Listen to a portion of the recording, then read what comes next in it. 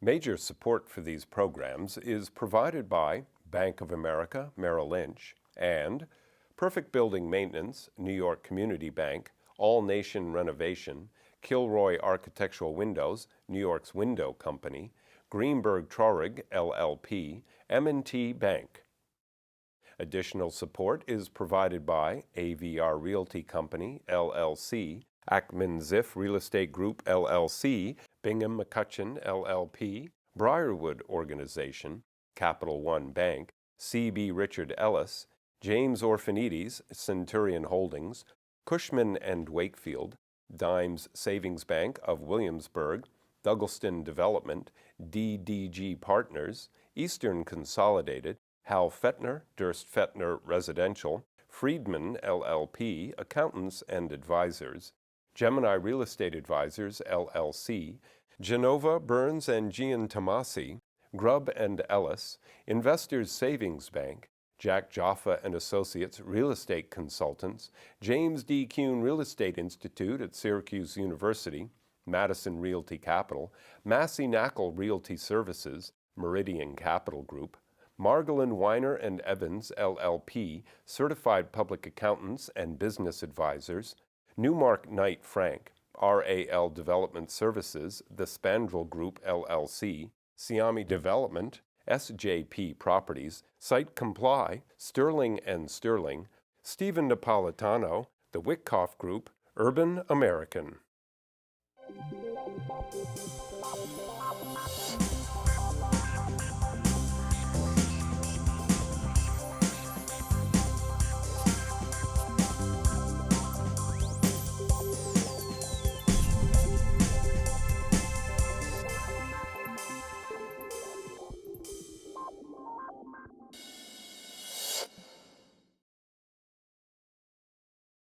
Perhaps I should have taken my red apple over here to make my opening remarks. But, we're in the summer of 2011, a time that people think the world is getting so much better in the real estate market that I, Dr. Doom and Gloom, is trying to really look at how do other people look at the market.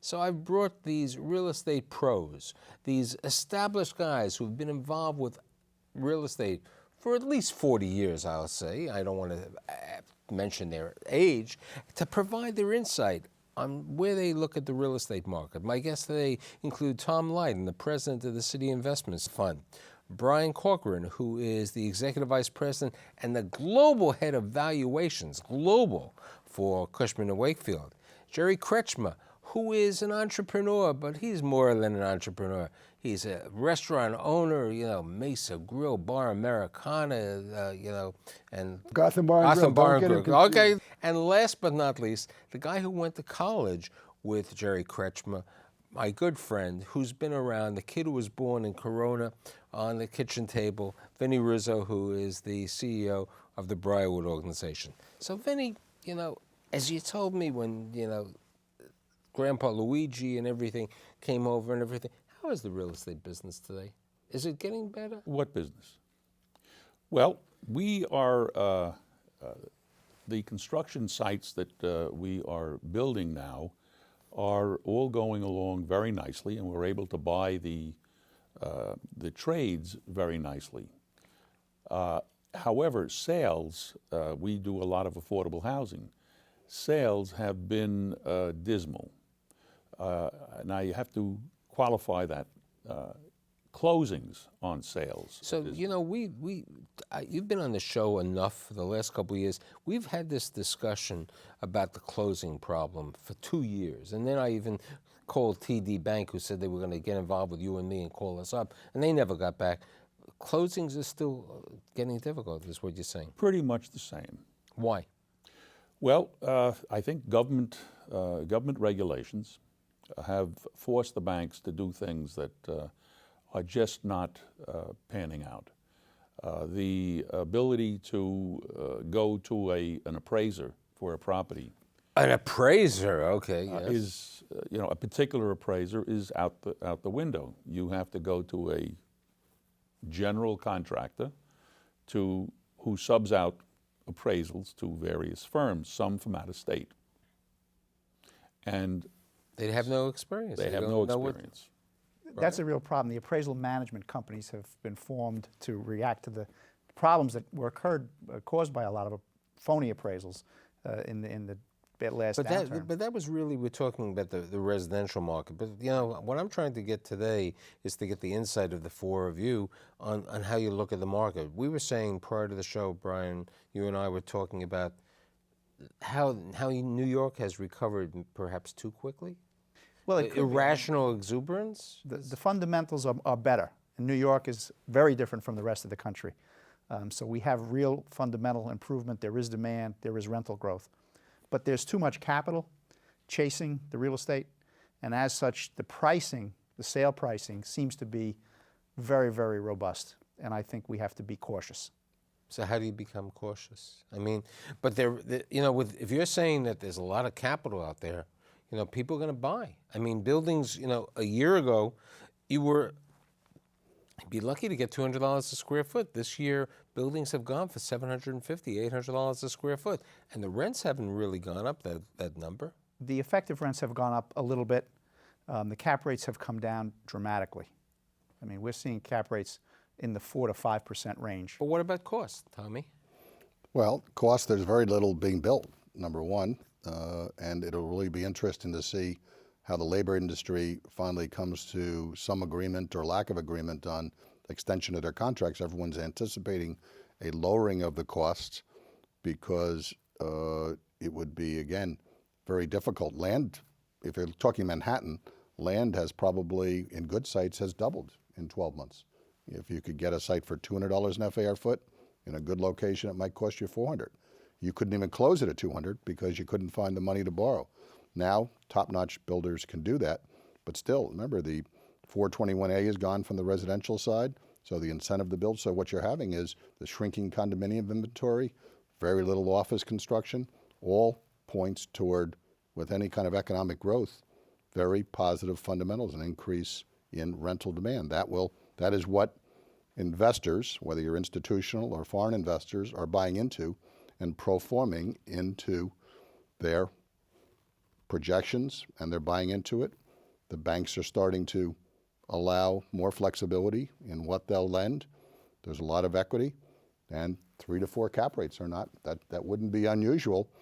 Again, if you're going to program rent spikes of 8 or 10% in office or residential, or in the case of the hotel industry, they're projecting, the experts, 30% increases over a 3 or 4 year period in RevPAR from a lack of supply and increased demand. So what'll happen, I don't know. We're talking about Manhattan. I mean, it's such a narrow market. I mean, we have. But everybody wants to be in Manhattan. This is the Mecca. Everybody doesn't want to. The city can't survive if everybody's in Manhattan. I disagree. We have all these people that have to live somewhere. The people who work have to have housing. We really have a very bifurcated real estate market. We have Manhattan. We have the big office buildings. We have the second-grade office buildings. We have great cooperative apartment buildings. We have lesser cooperative apartment buildings. Every market is a market by itself. I live in a building on Central Park West. Apartment comes to the market. It's sold in less than 30 days because there's an incredible demand for that very limited product. You have big product. You build a job in Chelsea with 110 units in it. You sell it out over 26 months, 28 months. And then it's all just a question of numbers. Did you make any money on it? Did you have figured enough? Yeah, but you know, Tom recently sold the building. I mean, it took you longer than you expected. A great property, 141 Fifth Avenue, right? Right. It took longer, and you know, the final units sold at high prices, right? $1,800 to $2,000 a foot. I mean, everything readjusted. And Jerry, I think, yes, Manhattan's the strongest. That's where people want to be. But right. But let's just look at Williamsburg. Williamsburg 2 years ago was a disaster. Right, of condominiums, too many rentals. Right. You had all these failed situations. Now, you know, I don't invest in Williamsburg, but I just reading, and I'm sure you guys are more familiar. Tremendous, you know, drop in inventory. I will tell you, conversions I was in to rentals Williamsburg, increase. And I recently secured a construction loan for a small 48-unit development in Williamsburg, and all the rents in the market in Williamsburg are $44 to $52 a square foot. To me, that's Manhattan pricing in certain markets. Yeah, but Williamsburg's this big. I mean, it's Manhattan. Hey, he can tell you about Coney Island also. He can tell you about the Bronx. No, You're right. The five boroughs is a different world. And who's living where? The same people are living in Williamsburg that are living in Chelsea and living on the Lower East Side.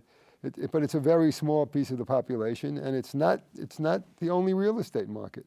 I mean, what's the next big building next commercial building that's going to be built in Long Island City? It's not going to be built there because Panasonic is going to build in Newark. You just told me that with this great tax subsidy. So what we need to do is figure out if the city is going to grow, we need to figure out how we're going to make all kinds of construction competitive here. You know, it was interesting. I did a show with office brokers a couple of weeks ago, and after I sang Happy Days Are Here Again, I brought up the subject because the show prior I had my good friend Josh Muss, who has a great office building in Forest Hills. Right. And I said to the guys over here, I said, okay, Forest Hills. And they said, you don't get the same office guy who wants, they don't say, I want to be in an office building in Forest Hills. Yeah, But isn't the future Hudson Yards for the city, for office? I mean, tenants in Manhattan will stay in Manhattan. I don't think they're going to go to Queens. That's exactly right. They didn't go to Long Island City. You're 100% correct, and this is exactly, and this is the comment that the brokers made. You know what? They don't say, I want to be in an office building in Long Island City. I mean, if the Department of Health and Human Services didn't sign a deal for Gotham Center, they wouldn't have had a building over there. MetLife walked out of Long Island City. The executives didn't want to be in Long Island City. And downtown Brooklyn, you can still get rent with the REIT benefits for like $18. I mean, it's a great bargain. But Lower Manhattan has the same problems. Lower Manhattan, you have these Class B buildings. I mean, fortunately, you were out in the market solves some of its own problems. So in those buildings, we have these great condominiums that are operated by all the not-for-profit, bought by the not-for-profits.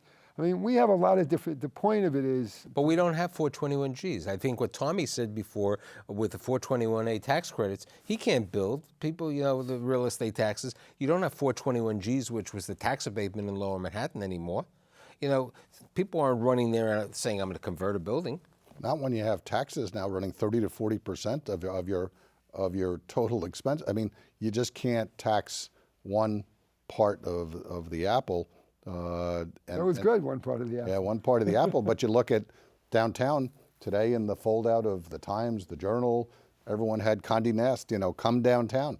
And I bet now you will see some tenants now reconsider. They got a hell of a deal, I'm sure. I don't know what the effect. It's a very positive step for downtown. It's a very positive. And that's fantastic. And the Port Authority guaranteed 5 years of rent on the old space also. Okay, but I was just going to say, most of it, Durst, it was a really smart real estate deal. The guy is in both places. It's his tenant. He moves them. He runs both deals. I mean, I used to be the assemblyman on the West Side where his father was. So I don't know him at all, but I knew his father sort of well, and they really know what they're doing. So they made applesauce out of rotten apples. So how do you look? You've been involved with politics, restaurants, life, residential development. How do you look at the five boroughs? Let's not look at this anomaly of Manhattan. How do you look at the five boroughs today in the real estate market? You said to me prior to the show, the West Side, you can rent those apartments without any problem, right? Absolutely. There's no problem. Everybody wants to be on the Upper West Side. Right. It's the hip thing. How do you look at the world today? I think when you're looking outside of Manhattan, you have to look at where and under what circumstances. We were talking about this before. Where are the subsidies going to come from? I mean, we have a new governor. He knows housing. We're hopeful that as soon as he gets this thing straightened out, he'll figure out a way to create some programs to put some capital back into the affordable housing business. We have to build. You can't just build anything. You got to build what people can afford to live in. And if 60% of AMI means that you're making, $50,000 a year, and we have to have those people here. They do jobs. and we have to have housing built for The them. greatest story about my show was a number of years ago. A woman meets me on the street. She says, "I love your show." She came to the taping, and I asked her, "Why do you love the show?" And she said, "Because I won the lottery because of your show. Because you told us how to find an affordable housing."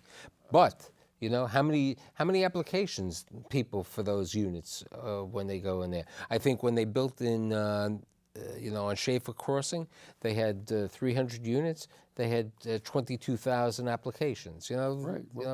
It is winning the lottery to get something like that. But you know what? This man owns property in Coney Island. Which one is yours? We own the full block front to 21st Street, where the Circus was, and where Marty Markowitz is going to hold his summer concert, plus rights to other land there. And then what are you going to do there? Well, the answer right now, we got rezoned everything real estate. You can build 2,000 square feet, but there's not enough demand to justify market rate construction. The job that I'm closing in June is It's down the street. Yeah, right. Right, Well, but not it's quite. It's 29th to 30th. Yeah. Right, but you're building affordable. The land was given, basically given to you. And you're It getting, was given to us, $1. wait, I so know. you were giving the land for $1? No, Oh, I'm a big knocker over here. I'm making his point, not my point, that we have to figure out a way to do something. Listen, 80/20s, 421, all of that stuff has to somehow get back into the play Well, here. here's where transportation has a lot to do with it. A good example, Coney Island. If you could get to Midtown Manhattan in 30 minutes, people might actually go out there. You have an F train that has an express track that's closed. Right. It could be reopened with 30 to 40 to 50 million dollars. Those are the type of investments this governor can make, because then market rate Hold on. people might. This gentleman is, you went to Rockaway. Let's talk about the vast wasteland. I mean, nobody was in the Rockaway. Make the A train a little more frequent out there. I mean, how fast? How long does it take to get to the city from the A train? Too long. It's over an hour, and it's a job. And the Rockaways, which we advertise as the Hamptons West, it has the same water, the same beach, and everything else, but it's got some problems. So who's buying there? We are the people that are buying in the Rockaways now are both. My particular clients are affordable buyers, somewhere between 60 and 160% of AMI. So what I think this is important for my viewers. What can somebody buy, and how much can they make to buy a house or a half of a house? Well, let's in say the a three-bedroom unit in a house in the Rockaways. Right near the water, right? Right on the water, about $320,000. And You have to put very little down, right? very little down, 5% down, and you could be right across the street from the boardwalk. And is there a demand? There is a demand. The demand has always been there. The problem that we're having Is the end loans? is the end loan. Well, but from 2 points of view. A, you have to qualify them, and that's a very complicated problem. People's credit is not what you want it to be or you think it's going to be. They win your lottery. Did you have a lottery in Rock? Oh, yes. Okay, so they win your lottery. You think, oh, I got this great big list of all of these people that have won the lottery. And unfortunately, when you finally get down to vetting them, they don't qualify for one of many Well, reasons. that's true, Jerry, but we understand that many of our potential buyers won't qualify, but many of them do. Right. And the duration of the exhausting process of being vetted by the lenders gets these people disgusted, and some of them just leave. Even after winning the lottery. Yes. Because I have a question for you, Brian. Tommy brought out the hotels with the. How do you see the hospitality industry? I mean, it's really improved in New York City, but there have been 5,700 or 5,900 new rooms, and there's still in different phases of construction another 6,000. I mean, do you think we're going to see this 30% increase in average daily rate? That's a very aggressive increase. I was with some people who own a It's hotel. over 4 years, not one. I understand. No, but it's Own a still hotel cumulative, yeah. in Midtown, a very good hotel, new one, and they have decent, very good occupancy, but they have been not been able to move rate at all. That's the fact. You see, this is, and you, Tommy. So what you- is the rate now? Their rate is, it's a new hotel, the rate is under $300 a night. And they probably projected. 92% occupancy. It's great occupancy. So does it pencil out? I mean, is that? Oh, no, it's built. I mean, No, but and they're paying their debts and they're making some money. they're doing okay, but they're Okay. not knocking the cover off the ball. But why do they have to knock the cover off the ball? I mean, ultimately, it will get. Don't better. they have to pay the debt? Yeah, they are paying the debt. That's the point. But part of the reason that they're paying the debt is because they probably have floating rate debt, which is tied in. If it was Okay, fixed rate debt, you know, if right. the interest rates went up, then the world is going to change. And that If interest rates go up, we'll have inflation, and when inflation goes up, the rack rates will go up. I mean, But New York hotel business is totally dependent on tourism. And if tourism changes, we've had a great run on the tourism because of the dollar and the attractiveness of New York as a world capital to the Europeans. well, that's what we're all fighting for here. I mean, But to keep it attractive. But you can't. You're not. Who knows how long that's going to last, and whether there's some bloom comes I off mean, the rose. you have a class hotel, you know, the Holiday Inn Crown Plaza. I mean, how much would you say are your customers or out of the European travelers or? Probably 30 to 50%. And we're running about $300 average room rate through the year at 92, 93%. But you have a good ground lease now.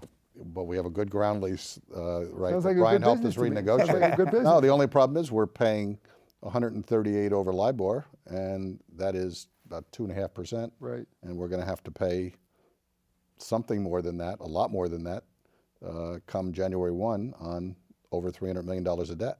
And this is the caution flag I think you have to put over all of, especially Manhattan, is that a lot of properties are making when you money. did appraisals in 2000, not you, I'm talking the industry. I'm not talking about Brian Corcoran. When the industry was doing appraisals for the CMBS market, and they were saying that the office rents were going to go up to this, and the rents for the apartments were going up to this, and they didn't reach those numbers. That's why we have some. But an appraisal is supposed to reflect the market. And when investors are underwriting a certain way, and when lenders are accepting those underwritings or doing their own underwriting in support of those same assumptions, an appraiser is supposed to reflect that. So if you have four buyers who are willing to pay $800 a square foot for an office building, So that's you accept. it's worth $800 a Well, foot. you accept that $800 because you have. we don't make the market. as that in time. At that point in time, Right. So you have the comps. What's happening with you and I were on a panel and we had I had a lot of fun because I was the moderator and we had the CMBS and we were talking and I asked this young lady who was with a rating agency, if she looked at an appraisal and she said, "No, I don't look at an appraisal. We have our own internal." Have you seen the rating agencies or the securitization people looking at appraisals again? Are they back? Have they changed their underwriting? I really can't speak to that. I don't really know, and I don't think anybody really knows what goes on in the rating agencies.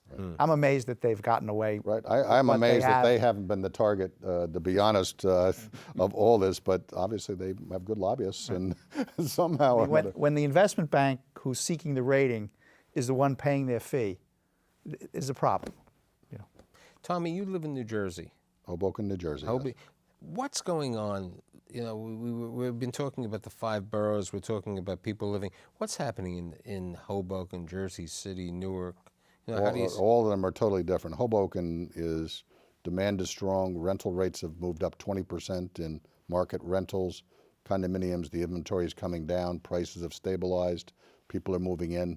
It's good. Jersey City, a lot more new building.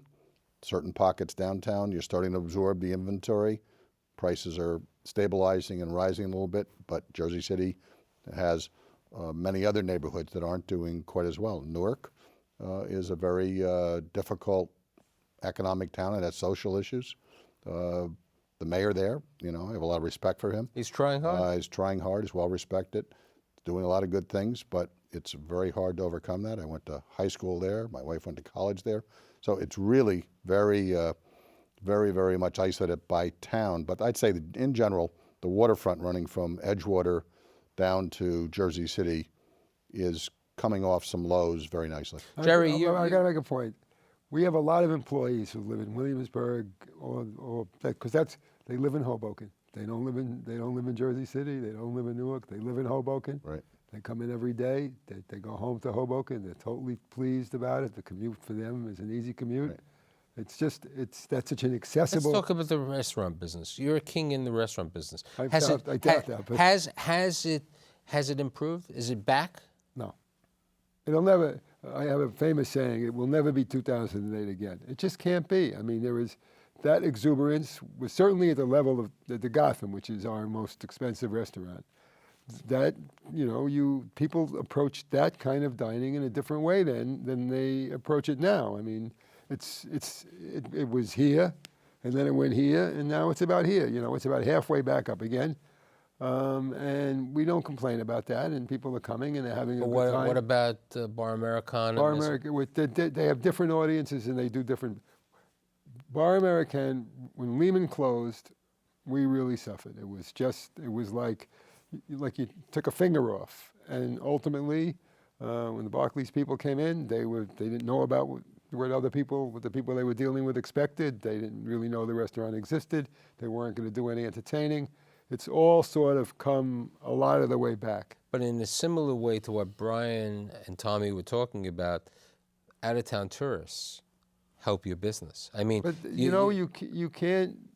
We have a lot of American visitors. We don't get as many of the foreign visitors eating in the restaurant. They have to stay in the hotels, but they make much less expensive dining decisions, so that I can't even think of the name of it, but the one that's on the corner, the chain Italian restaurant, that does very well. It's Like Sbarro's?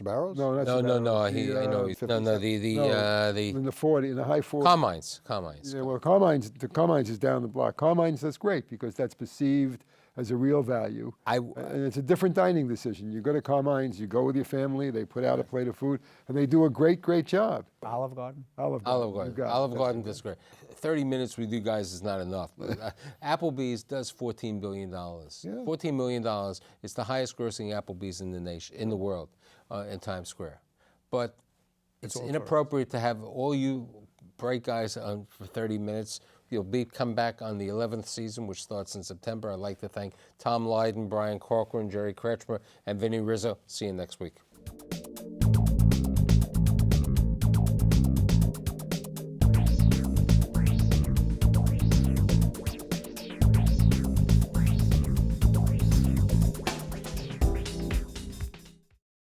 Major support for these programs is provided by Bank of America, Merrill Lynch, and Perfect Building Maintenance, New York Community Bank, All Nation Renovation, Kilroy Architectural Windows, New York's Window Company, Greenberg Traurig, LLP, M&T Bank.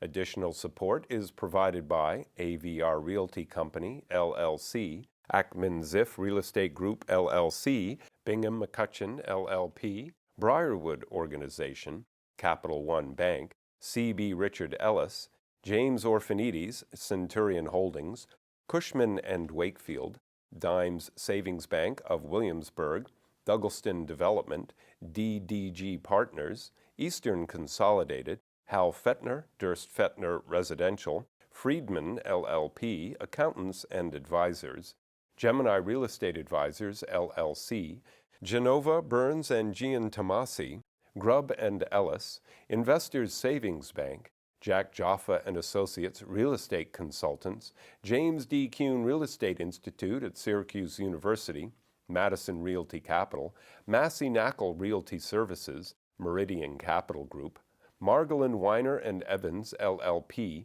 Certified Public Accountants and Business Advisors, Newmark Knight Frank, RAL Development Services, The Spandrel Group, LLC, Siami Development, SJP Properties, Site Comply, Sterling & Sterling, Stephen Napolitano, The Wickoff Group, Urban American.